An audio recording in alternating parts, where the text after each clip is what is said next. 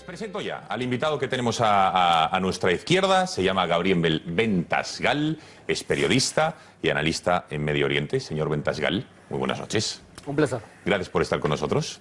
Bueno, es habitual porque ha participado usted recientemente en varios programas de la casa, lleva meses, no sé si estuvo también en el Catálogo, pero sí en los informativos, que yo tuve ocasión de entrevistarle, en el programa de Ellos si pudieron, con el presidente Julio Ariza, etcétera, etcétera. Bueno, señor Bentasgal, cuéntenos, ¿cuál es la razón de ser del terrorismo islamista? ¿Es una cuestión religiosa, política o es una mezcla de ambas? Vamos a intentar explicarlo para que nuestros espectadores en España y en Europa, que nos llegan constantes informaciones de la amenaza islamista y que vivimos una constante amenaza, tengamos elementos encima de la mesa. Para la cultura cristiana, lo que es del César es para el César y lo que es de Dios es para Dios. Hay una división entre lo que es el poder civil y el poder religioso. Para el Islam tradicional no existe tal separación. Existe un califa, que es la autoridad política y religiosa a la vez. O sea que es artificial separarlo en el Islam tradicional. Bien. Los radicales islámicos, digamos que podríamos decir que están en guerra contra dos enemigos, los que no piensan como ellos, entre los que podemos incluir a los ciudadanos pues, bueno, que de las sociedades occidentales, en Europa, en España, y contra los musulmanes que no son tan radicales como ellos, ¿no? ¿Es así? Hay que hacer dos diferenciaciones. Primero, en la estructura islámica existen 4 tipos de personas. El único que sabe la verdad, que es el musulmán. El pagano que no cree en un solo Dios, y a ese es obligación matarlo para un radical islámico.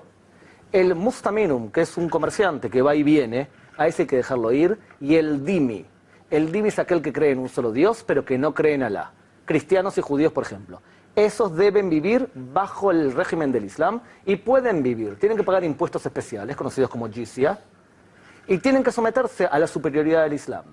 Entonces, en el pasado... ¿Pero someterse o ser aniquilados? No, en el pasado el dhimmi era soportado, porque incluso le convenía al califa. Tenían muchos cristianos y judíos que pagaban impuestos altísimos y les convenía tenerlos vivos. El problema es que en un momento de la historia determinada, el dhimmi, que era inferior para el Islam, conquista el Islam. Entonces el Islam se siente agredido por el dhimmi. ¿Cuándo ocurrió eso? Bueno, hay 3 ofensas del dhimmi, principalmente cristiano, hacia el Islam. La primera, las cruzadas, y por eso los cristianos los llaman cruzados. La segunda, la Primera Guerra Mundial, cuando Francia e Inglaterra, cristiana, conquista el Islam. Y la tercera es la creación de un Estado dhimmi en el medio de la Tierra Santa del Islam, que es el Estado de Israel. Entonces se sienten ofendidos, la respuesta es una respuesta de agresión para defenderse de la agresión del dhimmi. La segunda ofensa es el concepto de jahiliya. Y el concepto es el siguiente. Mahoma nos sacó de la jahiliya. Éramos brutos, no creíamos en un solo Dios. Mahoma nos sacó de eso. Ahora Occidente nos vuelve a infectar. ¿Y cómo lo hace? A través de sus películas, a través de la forma que trata a las mujeres, a través de una cultura que para nosotros es infecciosa. Hay que responderle a Occidente borrando la jahiliya, ya sea a través de la fuerza física o a través de comprarnos al dhimmi. Por ejemplo, lo que hacen en Europa, y es países radicales islámicos que compran Europa. ¿Cómo puede convivir un Estado como el de Israel rodeado de tanta amenaza, digamos, islamista, como vive, ¿no? Porque los países árabes tienen una clara, digamos, enemistad hacia ustedes, como puede ser Egipto, Jordania, Siria, Irán, y de estos incluso algunos quieren destruirles. ¿Cómo hace Israel para convivir en ese ambiente? Siendo mucho más fuerte que ellos. Mucho más fuertes. Tenemos un gran poder militar. Fuertes militarmente hablando, dice, ¿no? Tenemos un gran poder económico. Y estamos creando una situación, de alguna manera, en donde el futuro es promisorio. ¿Y por qué es promisorio? Porque hasta ahora esta gente, radicales islámicos, han podido vivir y expandirse porque tienen dinero. Te levantan una mezquita en el medio de tu ciudad y empiezan a comprar fieles. Se llama como comprar corazones, en árabe, dawa. Si tienes pasta, puedes expandirte. El petróleo no va a ser lo que es hoy dentro de unos años. El precio del petróleo va cayendo y Estados Unidos no depende tampoco del petróleo y difícilmente estos países musulmanes radicales puedan acceder al fracking. Y por lo tanto, no van a tener el petróleo. ¿Qué van a necesitar? Van a necesitar 2 cosas que Israel probablemente sea el país más fuerte del mundo. Israel es la principal potencia mundial desalinizadora de agua. 1/3 del agua de Israel es sacada del mar. Y lo segundo, Israel es la principal potencia de agricultura en el desierto. Va a ser indispensable eso para el futuro. Por lo tanto, lo que hay que hacer es ser pacientes, ser fuertes y esperar que la ola cambie. ahora ya por curiosidad, ¿cómo es el agua desalinizada? O sea, yo nunca la he probado, ¿es buena? Entiendo que claro, obviamente es potable, pero aquí como estamos acostumbrados a tener agua, en fin, no desalinizada, ¿cómo es? Se llama ósmosis inversa. Es a través de un proceso químico expulsan la sal hacia afuera. Es totalmente tomable. Ten en cuenta lo siguiente. España es una potencia purificadora de agua. Más del 20% del agua que ustedes tiran a la basura, a la cañería, la reciclan. España es la segunda potencia mundial. La principal potencia es Israel. El 80% del agua la reciclan para poder regar el desierto. Entonces, evidentemente, cuando tú te especializas en un tema, llegamos a una conclusión importante. Dios ha bendecido a ese estado no dándole nada. Cuando tú no tienes nada, tienes que ser excesivamente creativo. Y cuando Dios te ha dado todo, y bueno, te sientas bajo la parra a ver cómo crecen las cosas solos. Efectivamente. Bueno, hablamos de las amenazas al Estado de Israel, hemos hablado de unos países, pero luego está, bueno, otras organizaciones como Hamas en Gaza, Al-Fatah en Cisjordania, tenemos a Hezbollah en el Líbano. Pero de las organizaciones, digamos, del terrorismo islamista global, como Al-Qaeda, ISIS, ustedes de momento no están en el punto de mira, como sí que puede estar Europa, España, Estados Unidos, ¿no? Porque la diferencia fundamental es que Al-Qaeda o ISIS consideran que para matar a la víbora hay que matar a la cabeza de la víbora. Y la cabeza de la víbora son los países occidentales. Cuando eso ocurra, va a morir todo el resto de la víbora. Significa, va a morir Israel y van a también morir los musulmanes que no cumplen el Islam según lo que ellos creen. En cambio, Hamas o la Yihad Islámica piensan que Israel es la víbora, es su enemigo inmediato y por eso actúan en frente de Israel. Es una diferencia puntual importante. Con lo cual Israel será el último estadio, ¿no? Para destruir. Primero será el resto de, digamos, Europa, Occidente y luego llegar a Israel. El Estado Islámico no son tontos. No tienen armas realmente de guerra. No tienen aviones de combate. Tienen un MiG que no lo pueden levantar. Tienen aviones que pueden fotografiar, pero no pueden disparar, aviones sin tripulados. No tienen tanques de guerra importantes, no tienen armas de verdad. De hecho, cuando intentaron luchar contra un ejército más o menos decente, los kurdos, perdieron. Ellos hacen cuentas fáciles. Enfrentarse a Israel es enfrentarse a alguien que realmente te puede golpear en serio. Bien. ¿Qué logran entonces hacer? Busquemos un lugar que sea fácil de atacar. También dentro de Siria, pero también dentro de Europa. Porque Europa no está preparada para ese tipo de amenaza. Bueno, ha dicho usted esta mañana en el programa de Esparza que para Medio Oriente en general Obama no fue bueno porque traicionó a sus aliados. ¿Por qué? Porque Obama venía con una mentalidad que la democracia norteamericana se podía exportar. Y para que haya democracia en un país, tiene que haber dos cosas. La primera, tiene que haber revolución filosófica, la revolución francesa. Cada individuo tiene cerebro y cada individuo tiene que saber y tiene derecho a votar. La segunda condición es que haya revolución industrial, para que haya clase media. ¿Se acuerdan cuando Robert Lynch estudió por qué cayó la democracia española? Él dijo, cayó la democracia española porque no había suficiente clase media.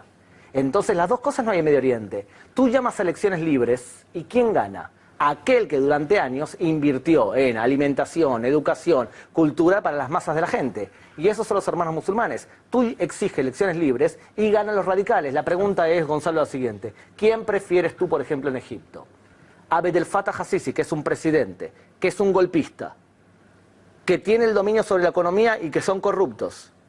¿O a los hermanos musulmanes que son radicales islámicos? A los hermanos musulmanes. ¿Prefieres a los hermanos musulmanes? No, hombre, no. Claro. Claro, no, Entonces, no, importante lo siguiente, en Medio Oriente no hay bueno o malo, hay malo y menos malo.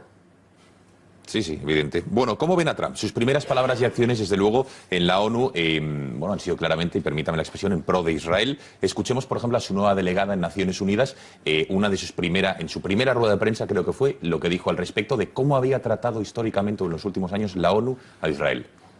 Instead, the meeting focused on criticizing Israel, the one true democracy in the Middle East. I am new around here, but I understand that's how the Council has operated month after month for decades. I'm here to say the United States will not turn a blind eye to this anymore. Here to emphasize the United States is determined to stand up to the UN's anti-Israel bias. We will never repeat the terrible mistake of Resolution 2334 and allow one-sided Security Council resolutions to condemn Israel.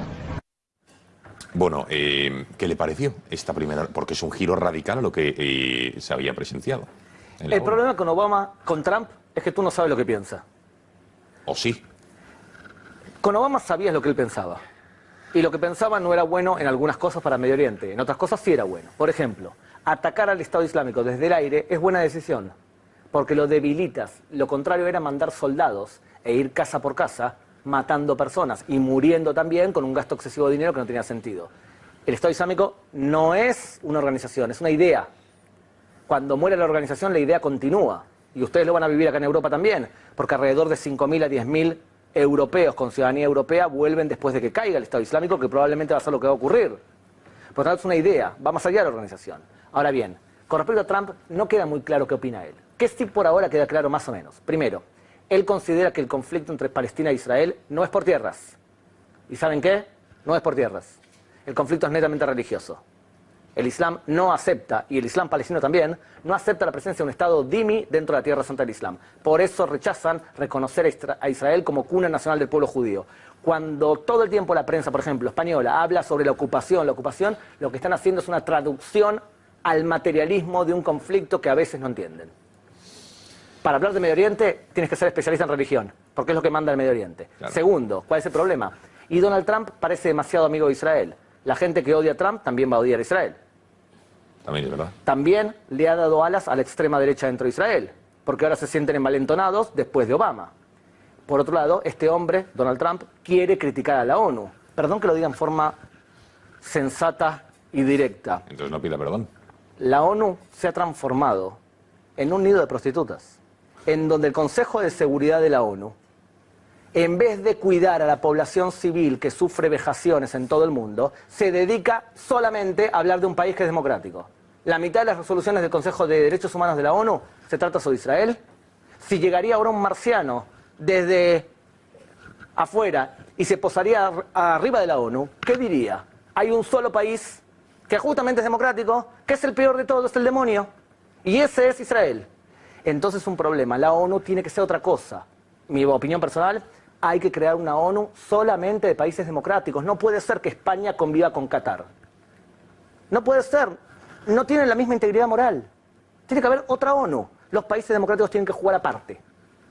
En España no solo convive, sino que encima patrocina a un equipo de fútbol que, por cierto, hoy ha hecho un equipo español que nos alegramos de que haya pasado a los cuartos de final de la Champions. Insisto, yo no me alegro. No, pues yo sí me alegro, porque es un equipo español, no por nada más. Pero bueno, más allá de eso, patrocina a determinados equipos. ¿Sabes qué? Es más grave todavía. Resulta que le preguntan a un hombre llamado Yusuf al-Qaradawi. Le preguntan, ¿hay que conquistar Europa? Y Yusuf al-Qaradawi responde, no hace falta hacerlo por la fuerza física, la jihad. Se puede hacer a través de la da'wa, de la acción social. A Yusuf al-Qaradawi le pagan un sueldo. Él trabaja para Al Jazeera, la televisión de Qatar. Y además a él le paga el sueldo directamente la Fundación Qatar. Significa que el Barça tenía publicidad de un tipo que te está diciendo claramente que quiere conquistar Europa. Cuando lo planteo el tema, me dice, no te preocupes, la próxima publicidad va a ser Líneas Aéreas de Qatar. Es exactamente lo mismo, con otro nombre. Totalmente. Lo que pasa es que hay un dicho en árabe que dice, si tú me necesitas, yo te compro. Se puede comprar Europa. ¿Por qué se puede comprar Europa? Entre otras cosas porque no han demostrado, a veces con el terrorismo islámico, tener gran integridad moral. Ahora le preguntaré por ello. Bueno, quiero que escuche otro testimonio.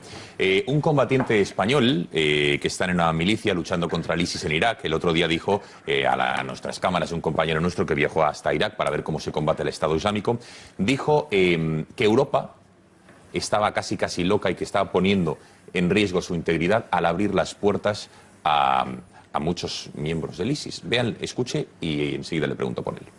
Europa no se quiere dar cuenta de la gravedad del enemigo que se está metiendo en casa. Porque aquí estás viendo que no se quiere cortar el corredor de Mosul con Raqqa, porque a Irak le interesa que se vayan todos los terroristas que se puedan para Siria. Porque los que no se quedan y se marchan, pues es gente que no va a combatir contra ti y que te va a matar soldados tuyos. Con lo cual se les permite tener un corredor por el que puedan huir. Cuando lleguen a Siria, pues muchos de esos integristas tampoco se van a quedar a ser represaliados por el régimen de Al-Assad. si tienen una vía de escape, pues van a huir. ¿A dónde van a huir? A quien les recibe con los brazos abiertos. A quien le recibe con los brazos abiertos. Salen de Irak, Bashar al-Assad tampoco les quiere, con lo cual no les impide el paso y van hacia Europa, que le recibe con los brazos abiertos. Y esto no lo digo yo, lo dice un miliciano español que está luchando contra el ISIS y que está dando su vida en Irak. Porque ¿acaso hay algún país en Europa que ponga una bandera en su municipalidad que diga bienvenidos refugiados? No, Madrid no. Muy bien. El hecho de que entren refugiados no tiene que ser algo especialmente negativo. La pregunta es qué tipo de ideología ellos traen. Si la ideología es quiero ser parte de Europa y quiero aportar mi grano de arena a Europa para seguir siendo Europa, es una cosa. Si otra cosa es quiero cambiar Europa y la esencia de Europa para que se acomode a lo que yo pienso que debe ser la realidad. Ese es el gran problema. La pregunta entonces es qué porcentaje piensa de forma radical. Y ahí tenemos que entrar a números. Y hay una discusión numérica. ¿Cuántos de los fieles musulmanes son radicales? Más o menos, a grosso modo, entre el 20 y el 30% de las personas que son fieles al Islam, de los 1.600 millones de musulmanes, aceptan premisas radicales. Pero para eso tendríamos que hablar qué son las premisas radicales. Y entre otras cosas, copiar al pie de la letra la vida de Mahoma. Al pie de la letra la vida de Mahoma. Pensar que el dhimmi es inferior. La Sharia tiene que ser la ley oficial de cualquier sociedad civil. Hay que hacer la guerra y la jihad siempre por la fuerza y no una lucha espiritual. O sea, son una cantidad de variables para poder medir algo así. ¿Cuántas de estas personas que piensan de forma radical hacen terrorismo? Y la ínfima minoría, más o menos el 0.07%. Significa que estamos hablando de la ínfima minoría de la ínfima minoría. Hasta ahí vamos a dejar claro, no hay que meter a todos en la misma bolsa, hay que diferenciar claramente quién piensa como radical y quién actúa como radical. La pregunta... Un momento, por números, porque vamos a ver, de los 1.600 de musulmanes que hay, dice usted que un 20-30% comparte esas premisas radicales, pero que no lo son, que esos son 20-30%, unos 400 millones de musulmanes. ¿Qué piensan?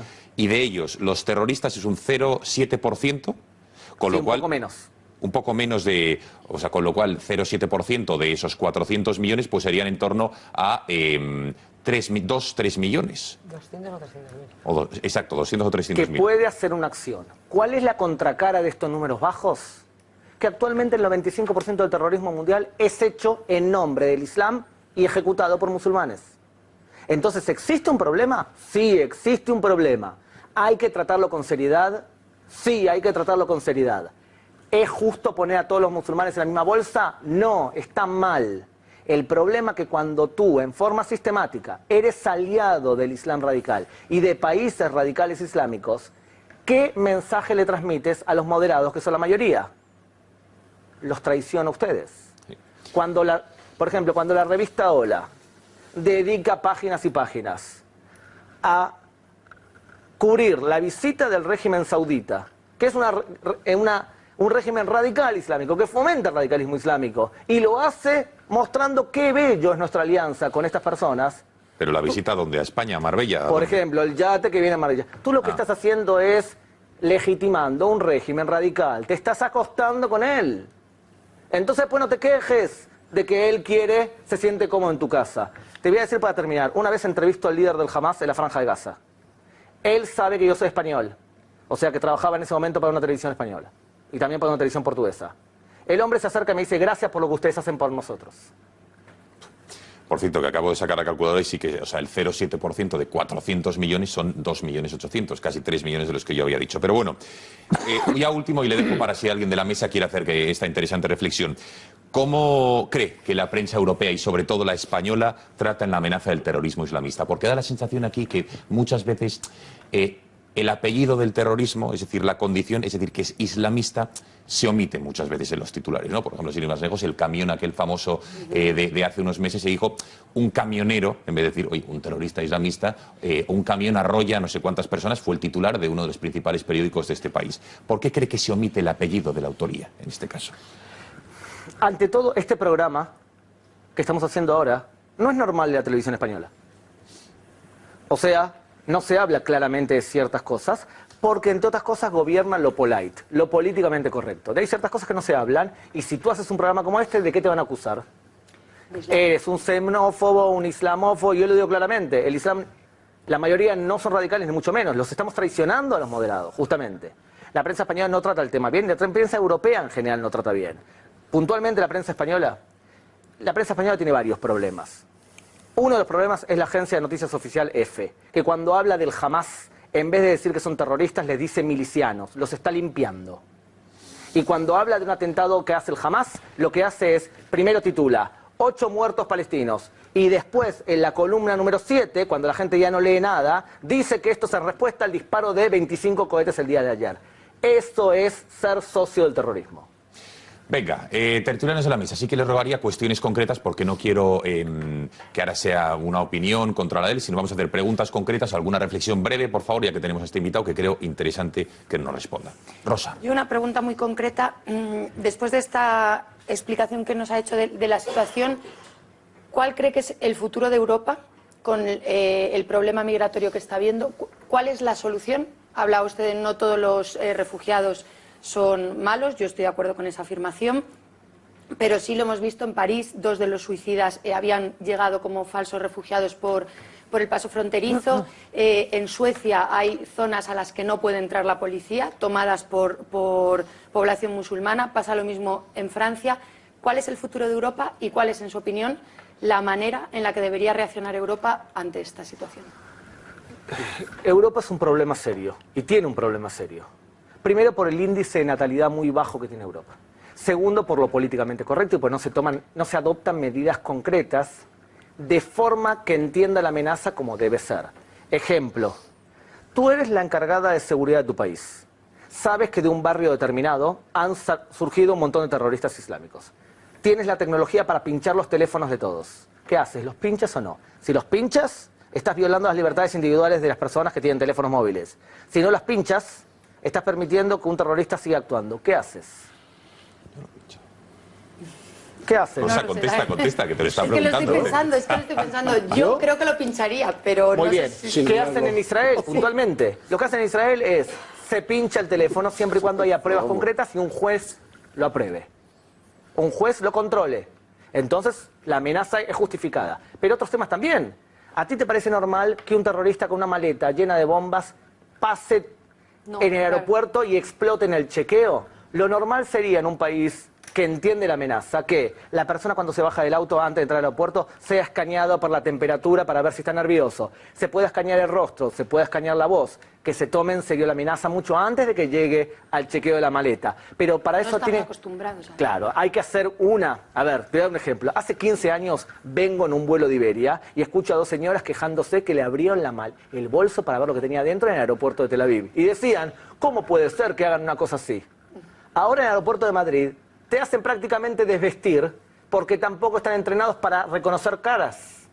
Entonces, esas cosas, ¿se entiende? Reconocer caras. Claro. Visualmente o Y con por sistemas supuesto. de No, telemetría o como... Tú más o menos, según el origen, según el rostro de la persona, puedes más o menos calcular de dónde viene. Por ejemplo, reconocer a un pakistaní y a un indio es facilísimo. Reconocer a un árabe en el Medio Oriente es muy fácil. Reconocer a ciertas partes de Rusia, tengo amigos que lo saben hacer, yo no. Yo me especializo en saber reconocer bien pakistaníes e indios. Venga, Marta e Iván. Martu, perdóneme que ya... Bueno, Marta me llamo... No, ya, pero... pero ya no me llamo Marta ni mi madre. Lo cierto y verdad es que la mayoría de los atentados gordos que han ocurrido en Estados Unidos y en Europa han sido por oriundos de los países donde se ha producido el atentado, segundas y terceras generaciones de franceses o estadounidenses de buena familia, educados en Estados Unidos, que voltaban aviones y los traían contra las torres. Luego, hacer recaer sobre los refugiados la responsabilidad de unos atentados que en realidad son responsabilidad de gente que ha nacido y vivido en Europa o ha nacido y vivido en Estados Unidos es un poco injusto, ¿no? Es verdad que, entre la multitud de gente que huye del conflicto, del hambre, de la enfermedad, que va con sus hijos cargando a cuestas, ¿no? Se puede colar algún delincuente, ¿no? Pero satanizar a los refugiados me parece terrorífico, ¿no? Y sobre todo me parece además querer ocultar un problema que tenemos en nuestros propios países, ¿no? En España, por ejemplo, tuvimos los desgraciados y salvajes atentados del 11 de marzo, pero es verdad que desde entonces para acá nuestra policía se ha especializado estamos bastante atentos, se desmontan los focos, donde se han hecho varias redadas, se ha recogido gente que iba a estos países a traerse gente o por internet trataba de convencer a chicas que se apuntaran al ISIS y tal. No lo estamos haciendo mal, ¿no? Y no lo estamos haciendo mal sin cargarnos de argumentos racistas, xenófobos e injustos, ¿no?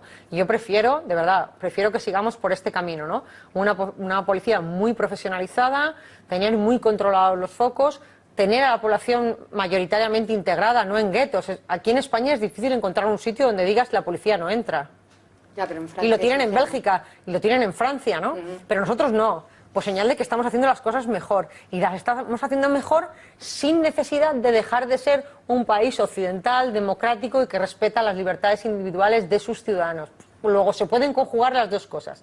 Es más trabajoso, pero yo prefiero que lo conjuguemos. Marto, y que numéricamente... Un segundo, que contesta, venga, Gabriel, y después si quieren debatimos. Estoy en una cosa de acuerdo contigo y en otra cosa muy no de acuerdo contigo.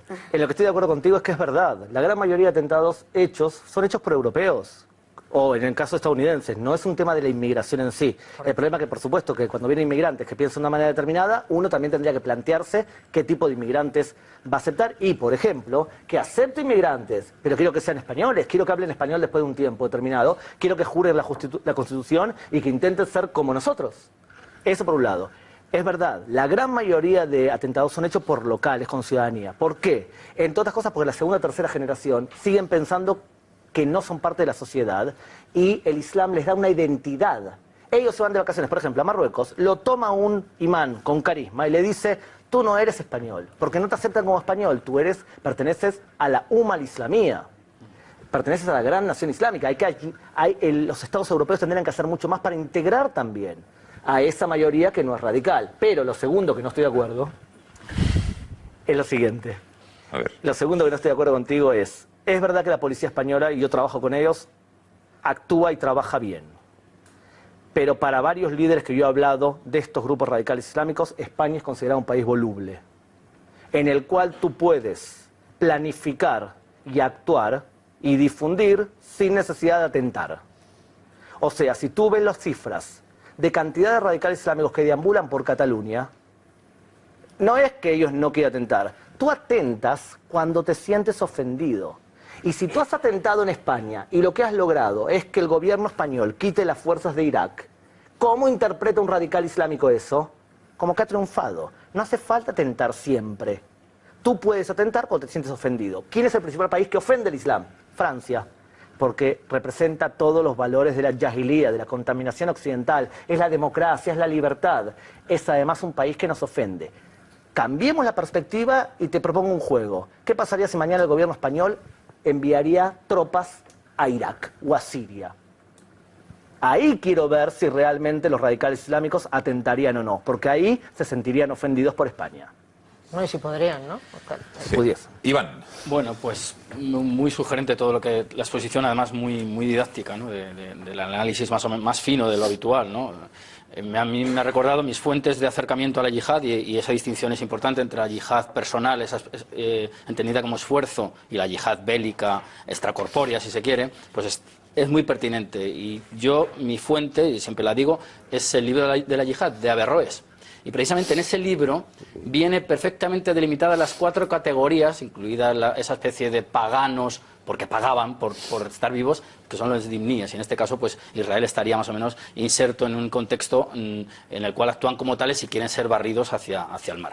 Eso por un lado. Por otro lado, me ha gustado también muchísimo la apelación a cosas que tienen que ver con algo más allá de la fe, que es lo que está en la tierra, los recursos. Es decir, cómo el paradigma energético, si cambia, se debilitará muchísimo el Estado Islámico y todos estos grupos terroristas. Eso es fundamental, ¿eh? Eso es una cosa, las energías son las que mueven en realidad, alimentan políticamente a muchos sectores de la población.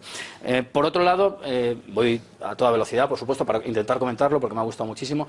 La posición que tiene Israel, la de estar muy armados, la de estar muy militarizados, es un ejercicio de puro realismo político. O sea, un segundo, que antes, ¿cuánto dinero invierte Israel de su PIB, de su Producto Interior Bruto en el ejército, en armamento? 14%.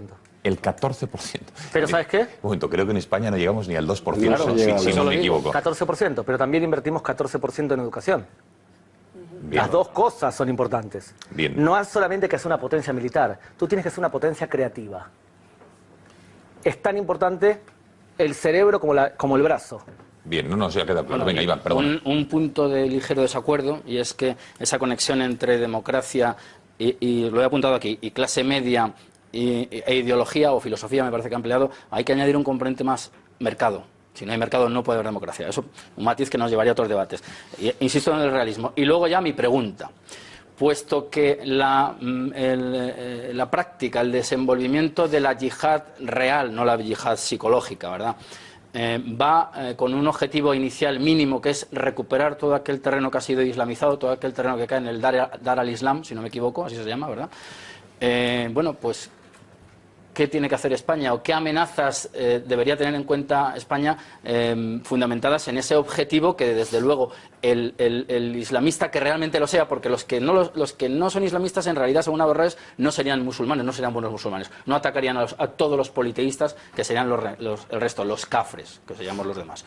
Entonces, ¿cómo ve la situación del mito de Al-Ándalus como energía ideológica para recuperar España? ¿El Ándalus es un objetivo? La respuesta es sí. Bien.